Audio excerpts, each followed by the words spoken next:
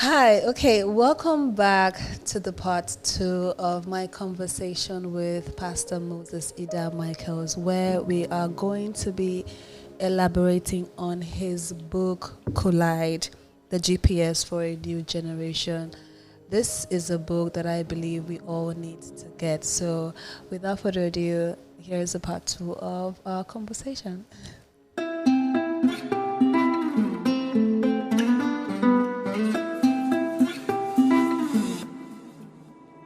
Hi guys, okay, welcome back. All right, so we're taking different quotes from Pimo.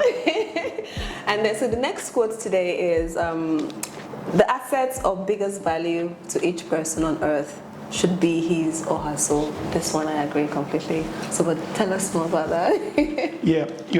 Think about this. Your money, your credit card, your bank account, your investment, your loans, like your assets with which you used to be, your real estate, your money, your investments, the big things which you stored away are actually assets.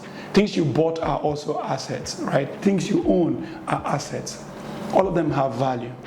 But don't forget, who bought those things? You. Do you get it? Mm. So if you bought those things, it means that you can buy them again. Buy them again. Mm. But there's something you can't buy again, is your soul. Your soul. If you lose it, you can't find it again. But not only waiting for the final ultimate losing of your soul, there's actually a way to be sonorous with your soul, where you're in sync with your soul. That's the best of you. So the best of you is always when your soul is together with you.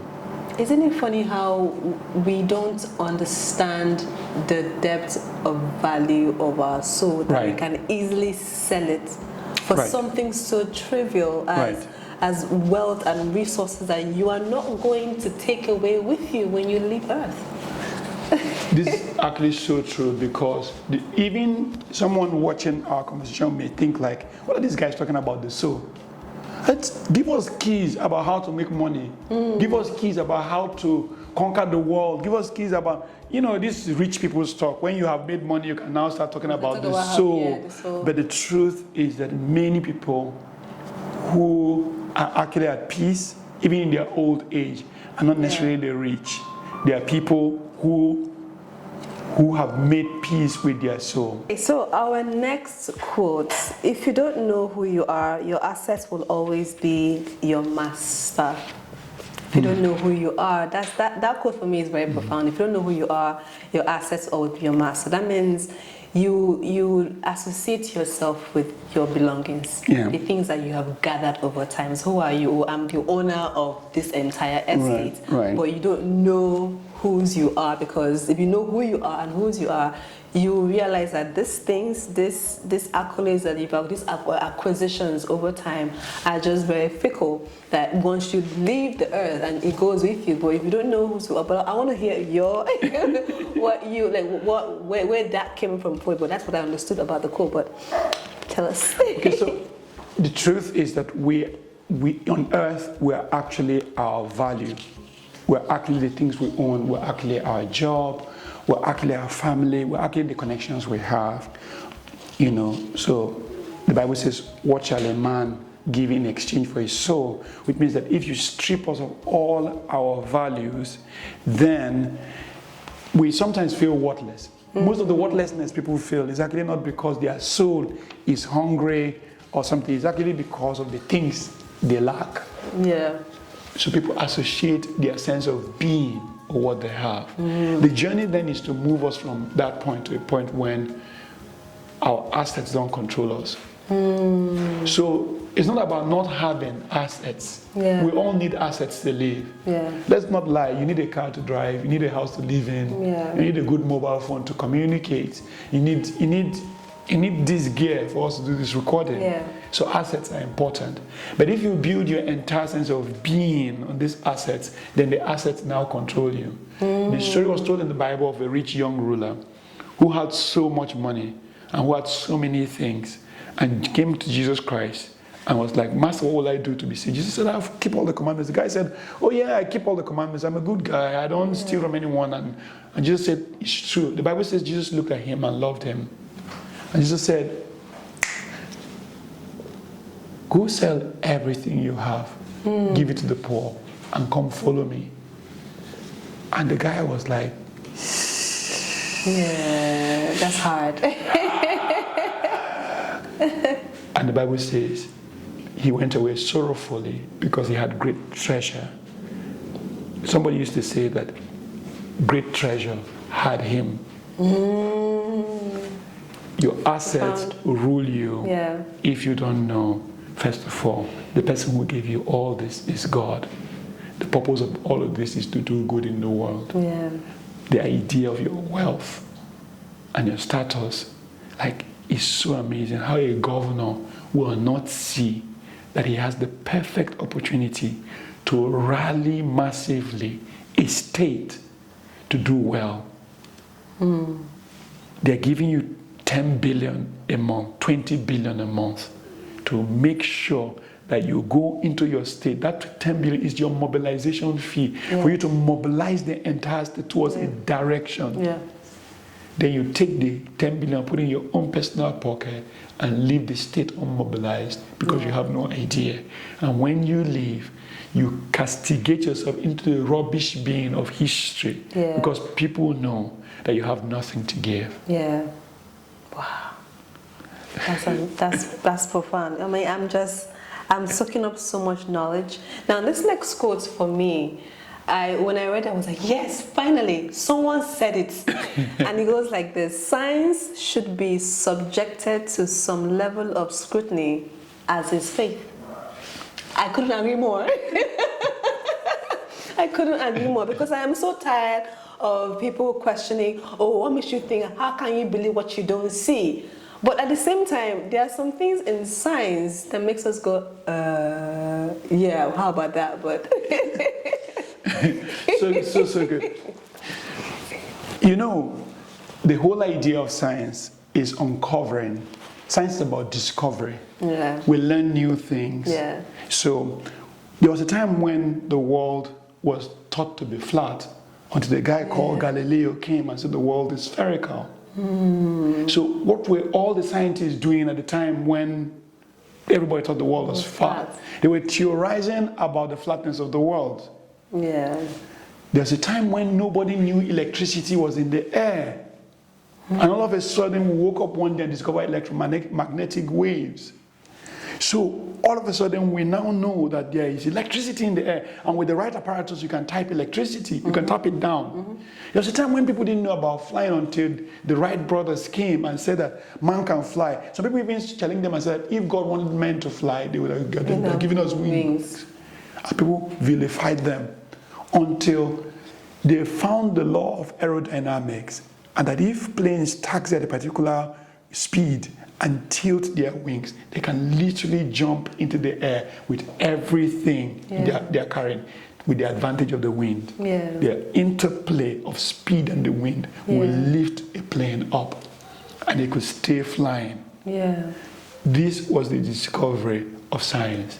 And science is powerful when it helps us to navigate the world. But guess what science is bad at doing? When it concludes. When science says there's nothing out there, how can science say there's nothing out there? How can science say that there's no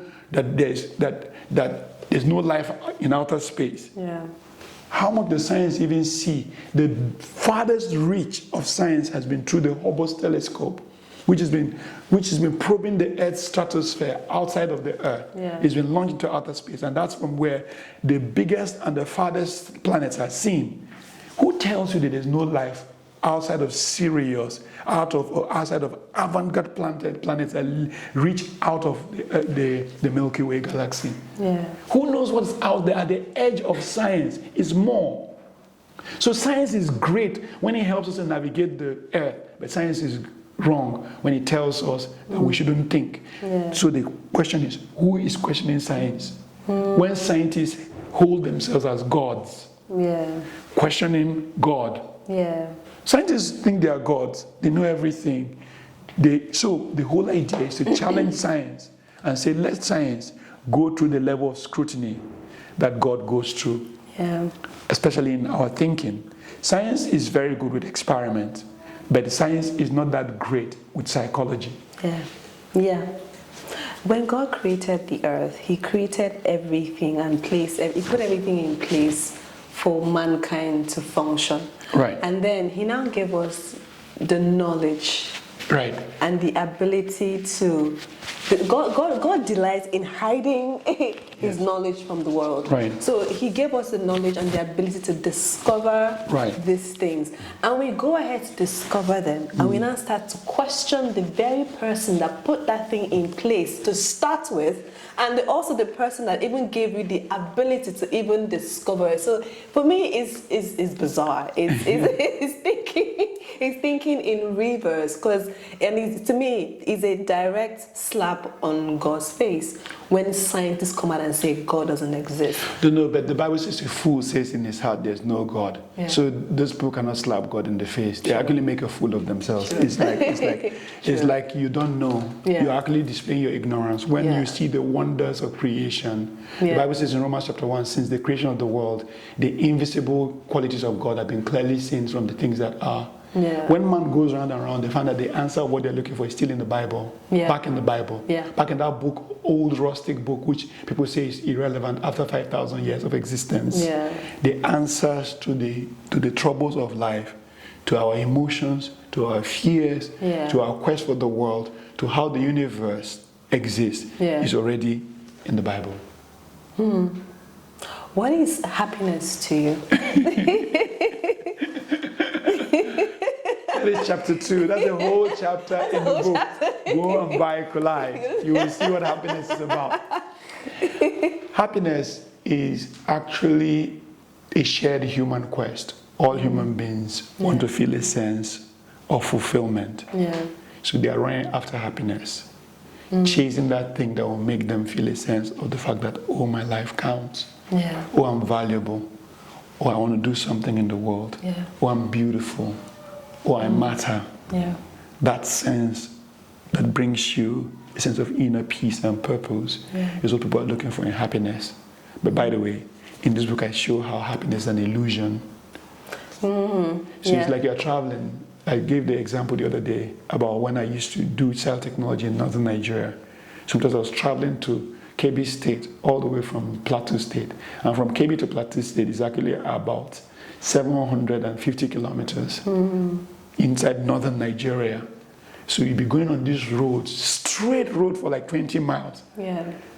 So if you look in the horizon, the sun and the tar meeting together creates a sense of as if there's water across the road. And it's very sunny and dry. You'll be hoping that truly there's water there. You can go there and splash your feet. When you arrive there, there's nothing. There's dry ground. It's illusion. That's how what happiness is. Actually, what people should be looking for is joy. Because happiness is based on the things that we have. I find a nice babe. I'm happy for that season. Until the problems with having the relationship comes. I'm not happy anymore. I'm not happy anymore. I get a new car. I'm happy until one tire. I'm like, oh my God, I'm not happy anymore. In fact, sometimes as you are driving the car from the garage to the house, your happiness evaporates. You start thinking about the problems. How to maintain the car, how to So happiness is different from joy. Joy is planted like a fruit.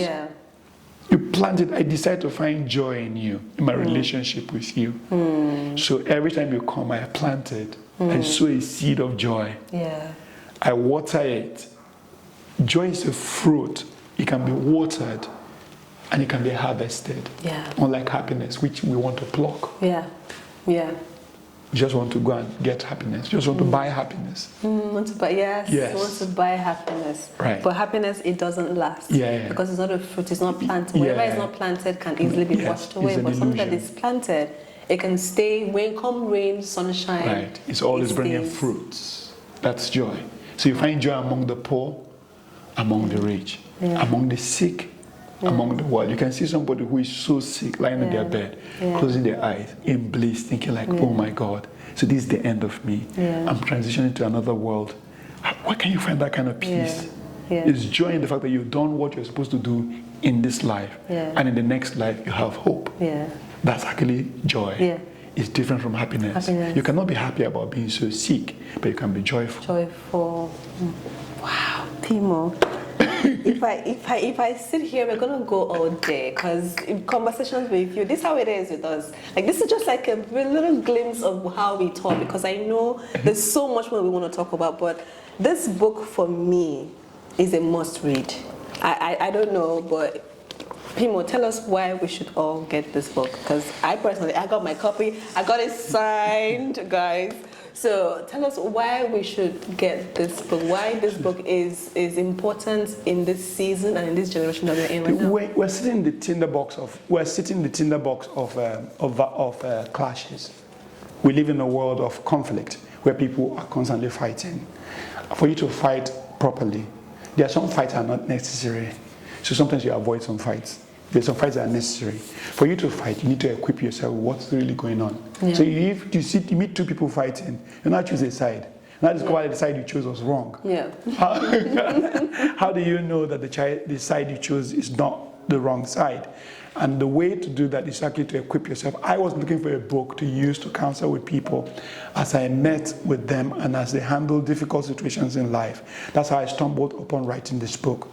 But now I find that even me, I can go back in this book as a guide. There's so many principles here, and most of it was gotten by revelation. So I want to encourage you, go to collidecentral.com, buy yourself a copy. You can also get a copy at Roving Heights, on Amazon if you're not in Nigeria.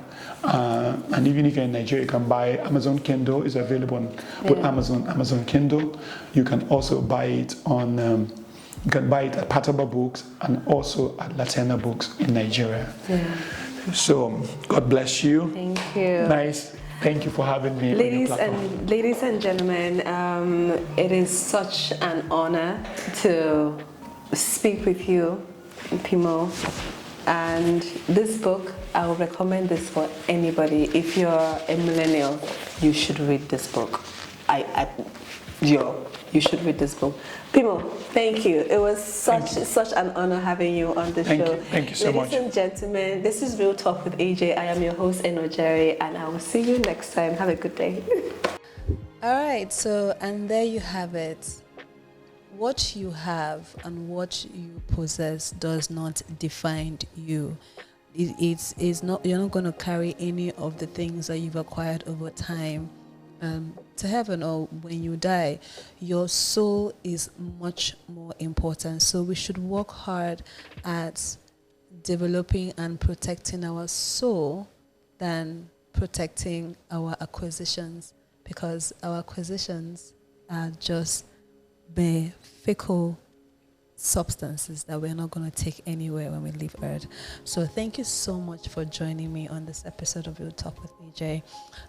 Stick around. Many more episodes to come, and don't forget to subscribe to our YouTube channel. Like, subscribe, comment, share. Real Talk with Ejay is powered by Nectar Studios, and I am your host, Ejay. I will see you next time.